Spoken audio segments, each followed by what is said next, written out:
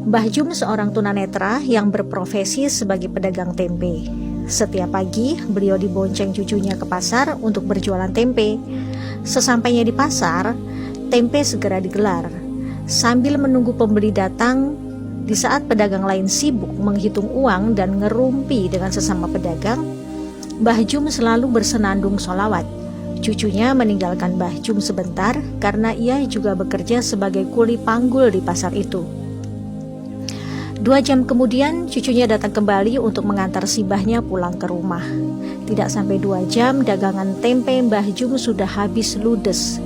Mbah Jum selalu pulang paling awal dibanding pedagang lainnya.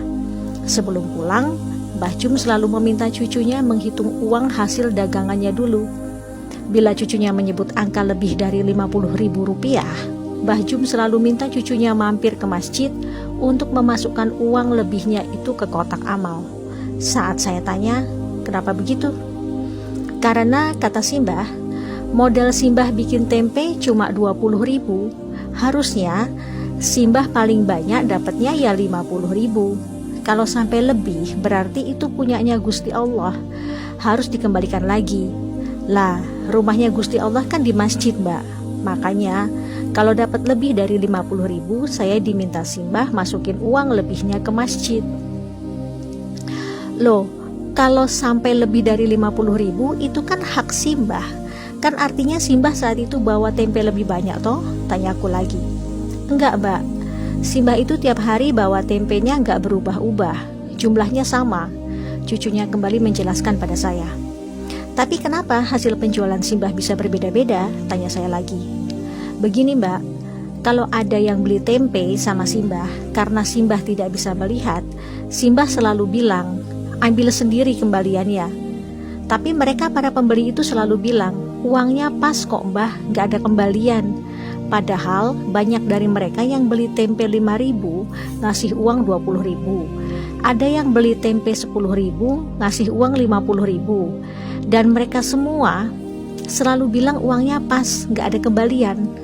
Pernah suatu hari Simbah dapat uang 350.000. Ya, 300.000-nya saya taruh di kotak amal masjid. Begitu penjelasan sang cucu. Saya melongo terdiam mendengar penjelasan itu. Di saat semua orang ingin semuanya menjadi uang, bahkan kalau bisa kotorannya sendiri pun disulap menjadi uang. Tapi ini Mbah Jum, logika saya yang hidup di era kemodernan jahiliyah ini belum sampai. Sampai rumah pukul 10 pagi, beliau langsung masak untuk makan siang dan malam. Ternyata Mbah Jum juga seorang tukang pijat bayi, begitulah orang di kampung itu menyebutnya. Jadi bila ada anak-anak yang dikeluhkan demam, batuk, pilek, rewel, kejang, diare, muntah-muntah, dan lain-lain, biasanya orang tua mereka akan langsung mengantar ke rumah Mbah Jum. Bahkan bukan hanya untuk pijat bayi dan anak-anak, Mbah Jum juga bisa membantu pemulihan kesehatan bagi orang dewasa yang mengalami keseleo, memar, patah tulang, dan sejenisnya. Mbah Jum tidak pernah memberikan tarif untuk jasanya itu, padahal beliau bersedia diganggu 24 jam bila ada yang butuh pertolongannya. Bahkan bila ada yang memberikan imbalan untuk jasanya itu, ia selalu masukkan lagi 100% ke kotak amal masjid. Iya, 100%. Anda kaget? Sama, saya juga kaget. Ketika saya kembali bertanya, kenapa harus semuanya dimasukkan ke kotak amal? Mbah Jum memberi penjelasan sambil tersenyum. Kulo niki sakjane mboten pinter mijet. Nek wonten sing seger waras mergo dipijet kalih kulo, niku sanes kulo sing ndamel seger waras. Niku kersane Gusti Allah. Lah dadose mbayare mboten kalih kulo, tapi kalih Gusti Allah. Beliau bicara dalam bahasa Jawa yang artinya, saya itu sebenarnya nggak pinter mijit. Kalau ada yang sembuh karena saya pijit, itu bukan karena saya, tapi karena Gusti Allah. Jadi bayarnya bukan sama saya, tapi sama Gusti Allah. Lagi-lagi saya terdiam, lurus menatap wajah keriputnya yang bersih. Ternyata manusia yang datang dari peradaban kapitalis akan terkaget-kaget saat dihadapkan oleh peradaban sedekah tingkat tinggi macam ini, di mana di era kapitalis orang sekarat saja masih bisa dijadikan lahan bisnis. Jangankan bicara gratis, dengan menggunakan kartu BPJS saja sudah membuat beberapa oknum medis sinis. Mbah Jum tinggal bersama 5 orang cucunya. Sebenarnya yang cucu kandung Mbah Jum hanya 1, yaitu yang paling besar usia 20 tahun, laki-laki, yang selalu mengantar dan menemani Mbah Jum berjualan tempe di pasar. 4 orang cucunya yang lain itu adalah anak-anak yatim piatu dari tetangganya yang dulu rumahnya kebakaran. Masing-masing mereka berumur 12 tahun laki-laki, 10 tahun laki-laki, 8 tahun laki-laki, dan 7 tahun perempuan.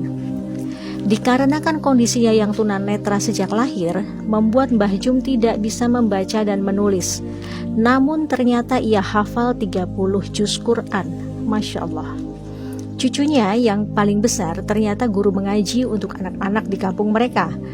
Keempat orang cucu-cucu angkatnya ternyata semuanya sudah khatam Quran. Bahkan 2 di antaranya sudah ada yang hafal 6 juz dan 2 juz. Kulo niki tiyang kampung, boten saged ningali nopo-nopo ket bayi. Alhamdulillah kersani Gusti Allah, kulo diparingi berkah, saged hafal Quran. Gusti Allah niku benar-benar adil kalih kulo. Beliau bicara dalam bahasa Jawa yang artinya, saya ini orang kampung, tidak bisa melihat apapun dari bayi.